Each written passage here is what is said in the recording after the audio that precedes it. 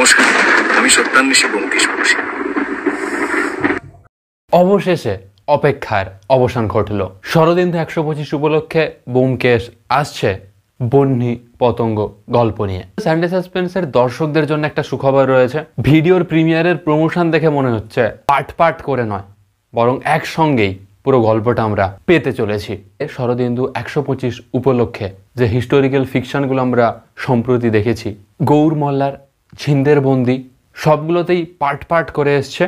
অনেকদিন পরে সেগুলো একসঙ্গে এসছে, সেটা নিয়ে দর্শকরা ভীষণ রকমভাবে খেপেছিল।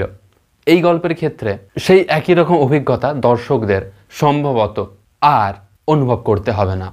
গল্পে হেভি কাস্টিং রয়েছে। শরদিন্দু 125 মানেই একটা জমজমাট ব্যাপার সবসময়ই থাকে।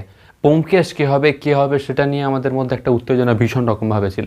অবশেষে গৌরব চক্রবর্তী, তাকেই আমরা নতুন ব্যোমকেশ হিসেবে পাচ্ছি সানডে সাসপেন্সে। অবশ্যই সুখবর, কারণ গৌরব চক্রবর্তীর অডিও মাধ্যমে বাস্তবে কোনো হেটার্স আমরা দেখতে পাইনি। প্রত্যেকে তাকে ভীষণ রকমভাবে ভালোবেসেছে। দ্য অ্যাকাউন্ট অফ মন্টে ক্রিস্টোতে গপ্প মিরের থেকেও তার অভিনয় দর্শকদের ভীষণ ভাল লেগেছিল ওয়াটসন চরিত্রে।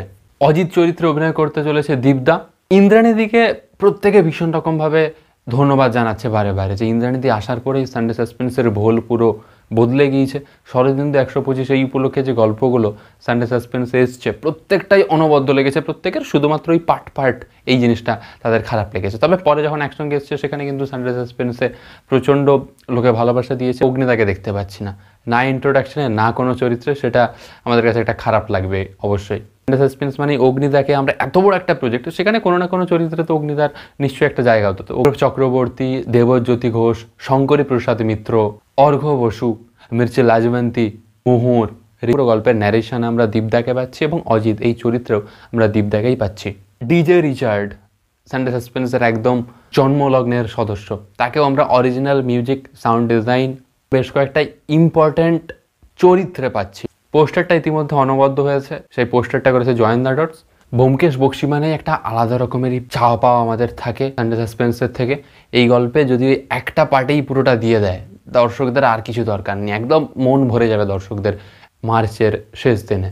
জমজমাটে একটা ব্যাপার রয়েছে, এর মধ্যে একটা রোমান্স রয়েছে, একটা প্রেম ভালোবাসা তো রয়েছে এই গল্পটার মধ্যে। সর্বোপরি শরদিন্দু বাবুর অনবদ্য লেখা আর ব্যোমকেশ বক্সী তো আলাদা রকমের একটা ভালোবাসা আমাদের রয়েছে ব্যোমকেশের প্রতি। ইনোভেশন কার্ডস ইউটিউব চ্যানেলটাকে সাবস্ক্রাইব করে বেল বাটন প্রেস করে পাশে থাকুন সানডে সাসপেন্সের এরকমই সমস্ত লেটেস্ট আপডেটগুলো সবার আগে পাওয়ার জন্যে। ধন্যবাদ।